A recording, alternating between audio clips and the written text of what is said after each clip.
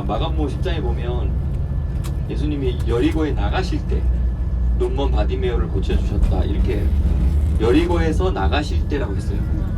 똑같은 상황을 누가복음 18장에서는 예수님께서 여리고에 오시는 도중에 이렇게 돼 있어요. 그러니까 이것이 아니 똑같은 사건인데 어떤 건 왜 여리고에서 나갈 때고 어떤 건 여리고로 들어올 때냐 이렇게 이제 되는데 두 개의 여리고가 있는 거죠.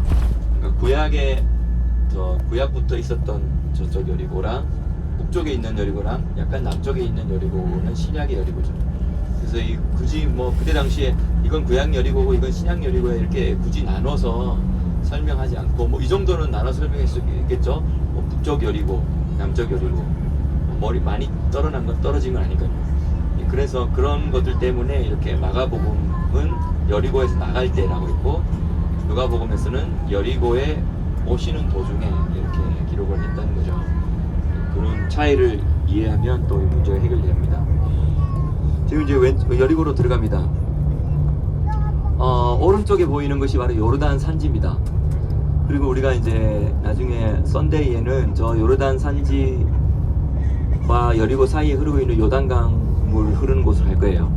그래서 원하시는 분들은 침례 체험을 할 수도 있습니다. 그리고 이제 우리 여리고는 구약 성경에서 별명이 있죠. 종려나무 성읍이라는 별명이 있습니다. 신명기 34장 3절에도 나와 있고 역대하 28장 15절에도 이 여리고의 별명이 종려나무의 성읍이다. 종려나무가 바로 지금 오른쪽 왼쪽에 아까 보이던 이 대추야자 나무를 종려나무라고 하고 히브리 말로는 이것을 타마르라고 합니다. 타마르는 원래 곱게 위로 솟은 그러니까 뭐 이로 왼쪽으로 오른쪽 휘지 않고 곱게 하늘로 치솟아서 이렇게 쫙 뻗었다라는 뜻이거든요. 이제 실제로 대추야자 나무가 그렇게 자라잖아요. 위로 쭉 곱게 자라잖아요.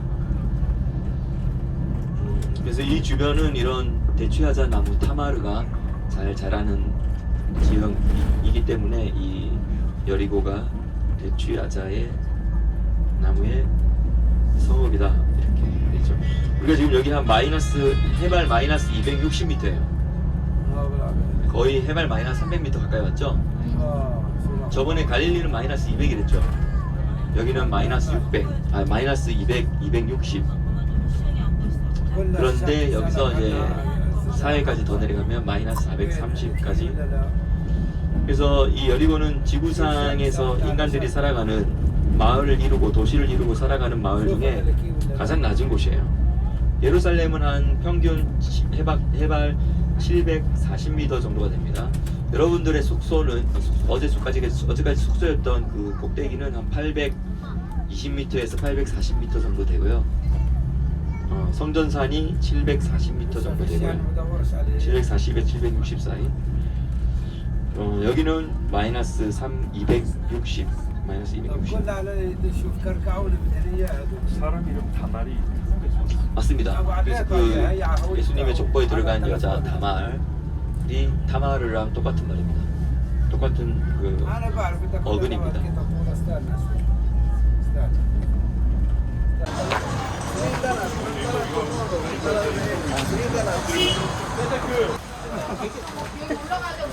올라가야 돼? 와? 도와줄게. 가자. 아니야. 혼자 안 돼. PK BC 약 1446년이 출애굽 연도인데 그 이후에 40년 후니까 약 1400년대가 되겠습니다. 1400년대에 무너진 연대가 있느냐? 그게 바로 이쪽에. 그때 여리고가 무너질 때 여호수아에서 이렇게 됐어요. 다시 누군가 이 성의 문을 달면 저주를 받고, 그렇죠? 이게 또 그 장자가 저주를 받고 또 그 차자가 또 저주를 받는다. 뭐 이런 이야기를 했는데 나중에 사실 북이스라엘 시대 때 그게 따지고 보면 거의 300년이 지난 후거든요. 근데 여로보암 시대 때 누군가가 쌓으려고 그걸 잊어버렸는지 여기 다시 옛날 성터를 쌓아보겠다고 했다가 첫째가 죽고 또 둘째가 저주를 받는 이러한 특별한 사건이 생겨서 그런지 그 이후에는 이걸 그냥 이거 무너진 채 놔두기 때문에 이게 오랜 시간이 지나니까 이렇게 흙이 더 쌓이고 해가지고 이렇게 됐는데 이걸 이제 1800년도 중후반에 발굴을 한 거예요. 이 발굴을 하면서 야 정말 이상하게도 그 여리고 무너진 그러니까 다시 말하면 BC 1400년대 여호수아의 여리고 사건 이후에는 큰 성을 지은 흔적이 없어요. 그러니까 딱 그때가 거의 끝인 거죠. 물론 그 이후에 약간 뭐 이것저것 사람들이 시도해 보려고 했지만 뭐가 잘 안 되게 되도록 되었던 그런 흔적이 남아 있는 거죠. 그래서 우리가 지금 그 시대 연대로 아니 근데 흙이 있기는 있는데 왜 풀이 안 났까? 풀이 안 나요? 그것도 신기하네. 이게 풀이 안 자랄까? 이게 그때 저주를 해놔서 그런가 봐. 그렇죠. 하나님께 바쳐진 거라. 근데 여기는 딱 풀이 안 나고 저주가 돼서 그랬는데 근데 이상하게 엘리사가 또 네, 바로 옆에서는 이 여리고 뭔가가- 사건하고 엘리사 사건은 약 연대로 본다면 거의 한 250년, 300년 정도 후거든요. 근데도 저기에는 저렇게 풍성한데 여기는 네. 차이가 이렇게 많이 나네요. 아, 열리고하고 엘리사 사건은 200이 아니라 훨씬 더 많이 죠. 그쵸? 1400년 되고 1400년에 저기는 한 아 죄송합니다. 700년. 그러니까 750 BC 한 722년에 721년에 망했으니까 망했는데 한 750 600년 예, 700년 그러니까 그 정도 되니까 1400에서 400에서 또 한 700년 이상 했잖아요. 600년에서 700년 후에 그러면 이렇게 오늘 질문하신 것 때문에 아주 중요한 게 깨달았습니다. 그때 1400년대에 이게 이렇게 저주받아서 망가졌잖아요. 제가 볼 때는 그때 이 샘도 써졌을 수도 있을 것 같아요. 저주를 받아서. 그래서 거의 한 600년 동안 여기 사는 사람들이 그 아까 말했죠 샤콜, 샤케렛 그러니까 뭔가 열매 맺지 않고 자꾸 떨어지는 그러한 이상한 저주를 자꾸 체험했는데 엘리사가 그때 약 600년에서 700년 사이 후에 여기 와가지고 물 근원을 많이 해버려요. 그 이후로 여기 이렇게 오아시스가 생긴 거고 여기는 근데 여전히 풀이 안 자라는 이상한 이 양극단의 현상이 우리가 기도하고 가, 뭐 풀이 나게. 아, 그런 거는 하나님 아직은 때가 안 됐어요. 아직은 때가 안 됐어요.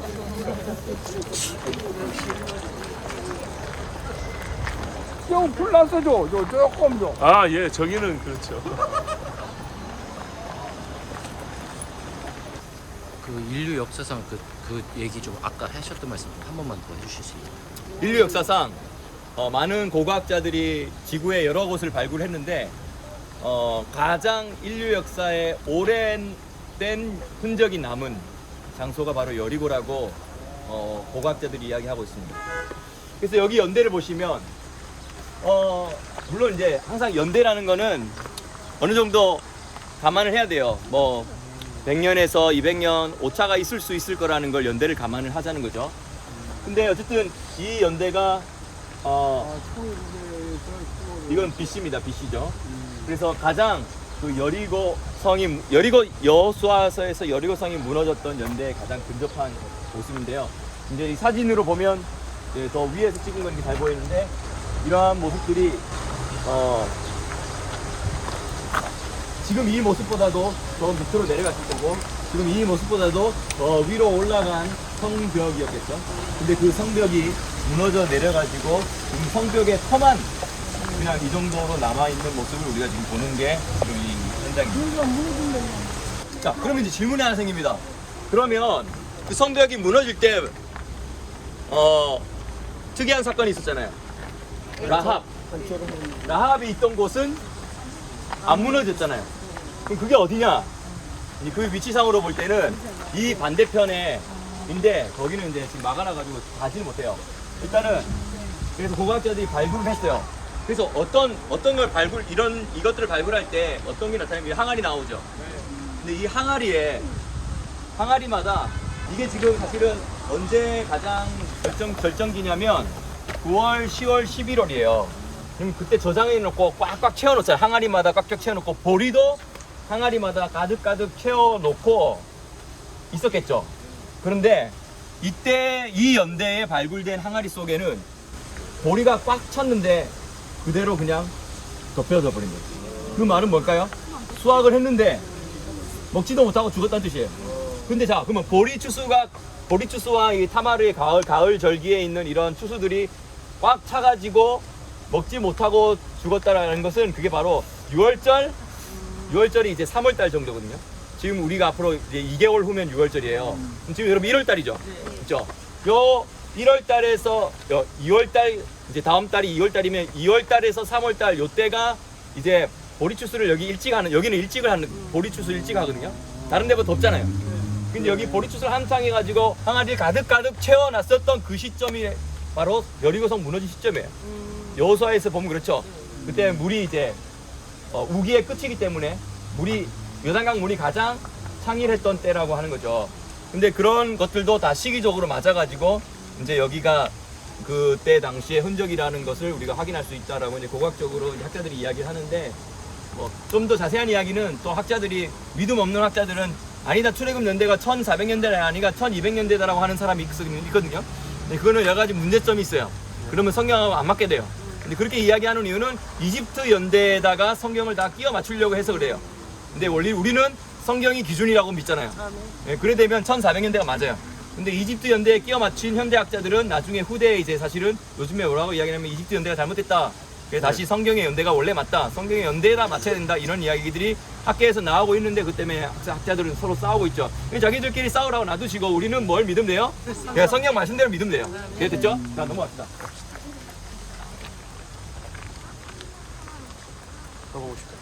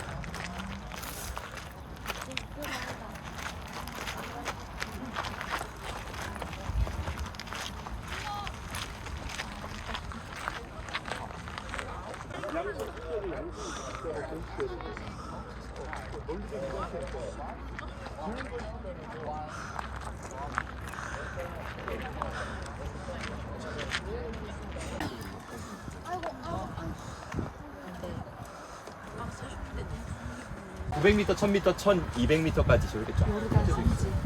해발. 요르단 산지요? 네, 요르단 산지. 구약 성경으로 말하면 저게 이제 갈릴리. 모압, 요단강. 그죠? 암몬, 그다음에 에돔 이렇게 되는 거죠.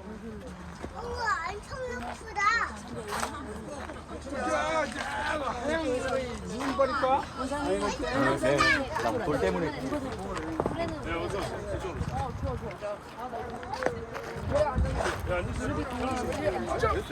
그냥 땅바닥에 들어갈게요. 자, 지형 설명을 제가 먼저 좀 해볼게요. 자, 여기가 이제 마이너스 한 260 정도 된다고 그러죠? 네. 그러면 이제 여기서 저쪽 뒤쪽을 보면 저게 이제 예수님의 시험산이라고 해서 예, 그 절벽 중간에 수도원이 지어져 있어요. 네.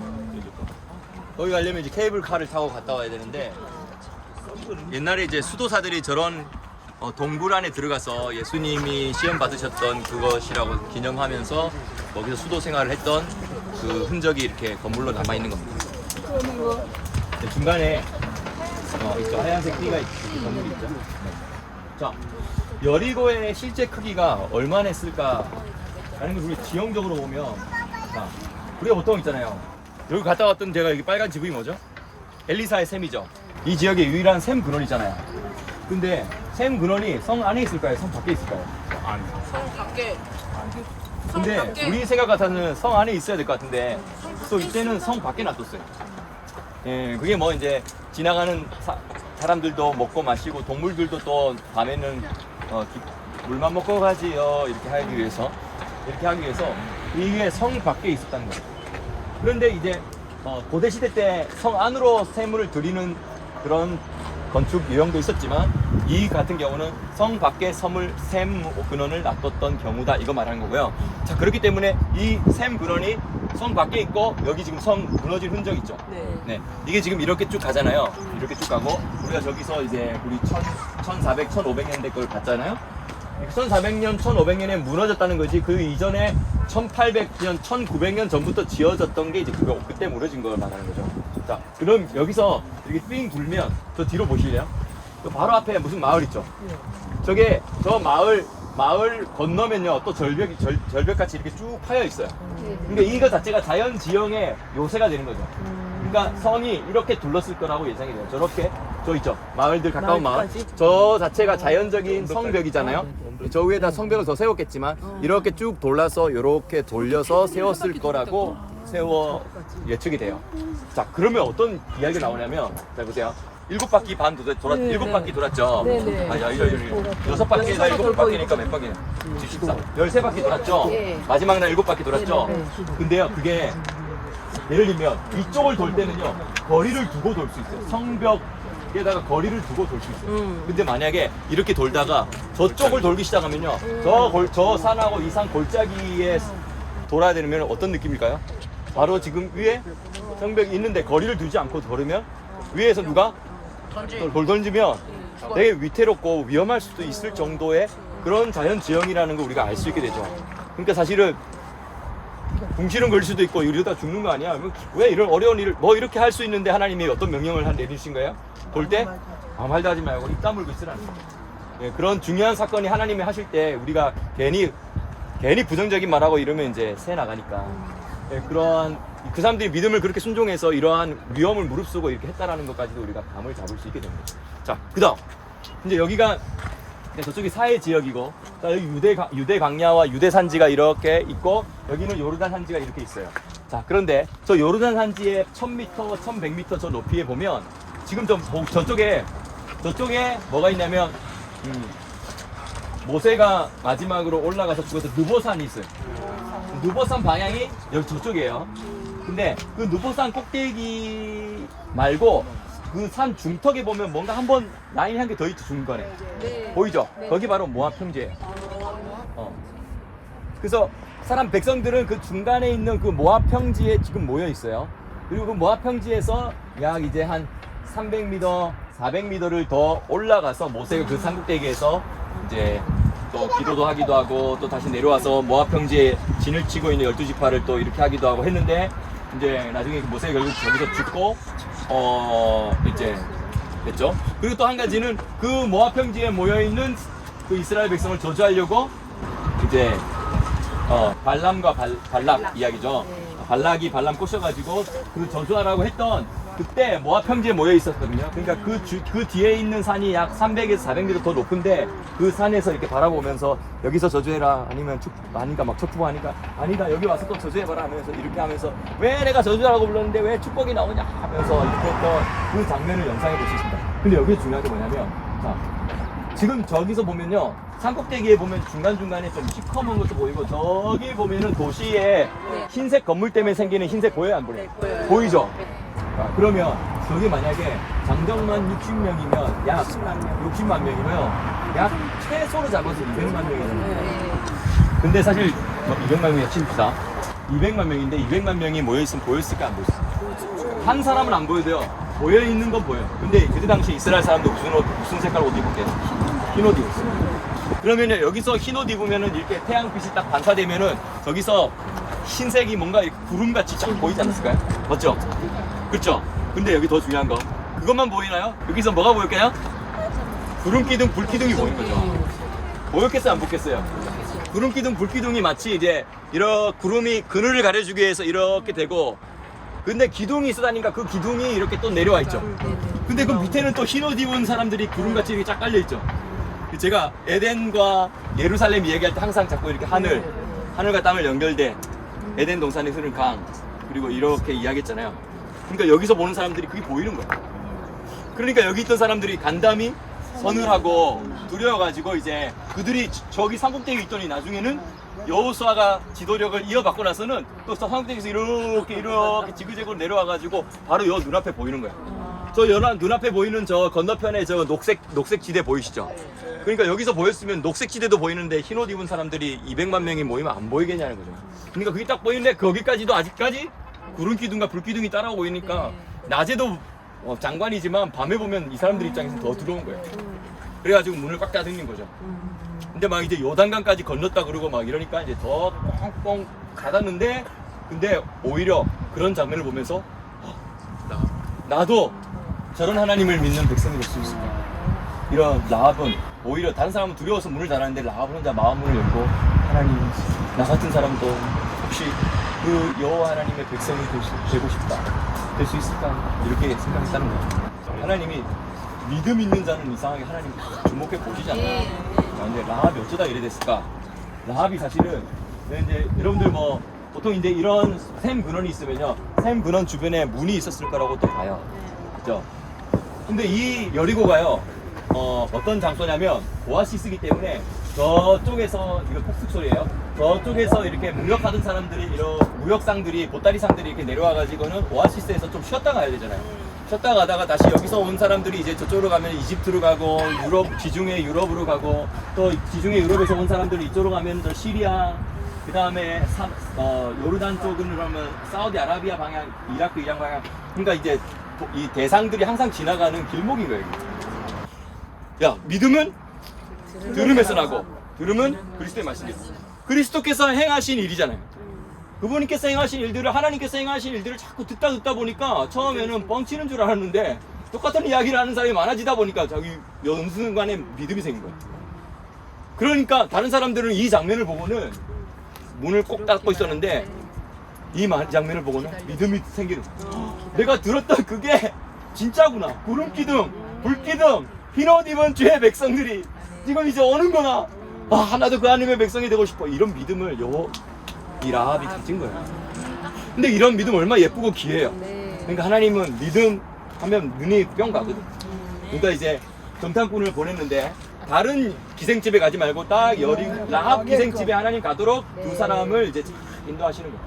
그래서 거기서 이제 그렇게 되고, 또 결국은 숨겨가지고 저쪽 산 뒤에 도망가게 해놓고는 빨리 가세요, 저쪽 도망갔어요 해놓고는 이제 너희들 나중에 꼭 하나님, 너희 하나님이 상천하지 하나님 미심을 내가 믿는다 하면서 반드시 너희 나를 좀 돌아봐 달라 하면서 이렇게 이야기하니까 이제 빨간 줄 내리라 이렇게 한 거죠. 그래가지고 이제 결국은 빨간 줄 내렸던 장소가 어디로 보냐면 이쪽 근처로 봐요. 근데 지금 저쪽은 이제 들어가지 못하도록 막아놨어요. 근데 1800년도 후반하고 1900년도 초반에 여기에 여러 차례, 1500년도 그래서 3차례 정도 크게 고고학 발굴이 있었는데, 근데 1차, 2차 고고학 발굴은 좀 보수적인 사람들이 했어요. 근데 3차 고고학 발굴은 좀 자유주의적인 신학 발굴을 했어요, 기자들. 그래서 의견이 충돌이 돼요. 근데 어쨌든 1차, 2차 때 발굴했던 이 사람들의 보고에 의하면 저쪽에 이제 그 독특하게 그 시대의 어떤 탑 같은 모양으로 이렇게 돼 있어서 흙으로 묻혀져 있는 그것이 발견되었는데 연대상으로 그 연대가 맞다. 그래서 거기가 이제 추정하는 거죠. 아마 라합이 살아남은 빨간 줄을 내렸던 그 장소가 아니겠느냐, 이제 이렇게 생각을 합니다. 그래서 이런 믿음의 이야기가 있었던 장소, 현장에 와서 지리를 보니까, 지형을 보니까 더 감이 막 오시죠. 그런데 이제 그 두 정탐꾼 중에 나중에 한 명하고 눈이 맞아가지고 그게 이제 살몬이 되고, 살몬이 낳아서 아기를 낳으니까 이 살몬과 라합이 낳은 아들이 보아스고요. 보아스와 룻이 만나서 난 게 오베드고, 오베드에서 이제 이새에서 다윗으로 갔는데, 여기서 생각해 볼 게 이제 다윗, 내일을 우리 베들레헴 일정이니까 그때 이야기하죠. 룻과 보아스 이야기는 그때 가서 하죠. 네. 우리 너무 좋아하는 이야기입니다. 이 두 사람이 예수님 족보에 들어간 여인인데, 사실은요 여러 세대 차이가 아니라 연달아 나게 됐어요. 어쩌다가 그렇게 됐을까, 이제 뭐 그런 이야기를 하죠.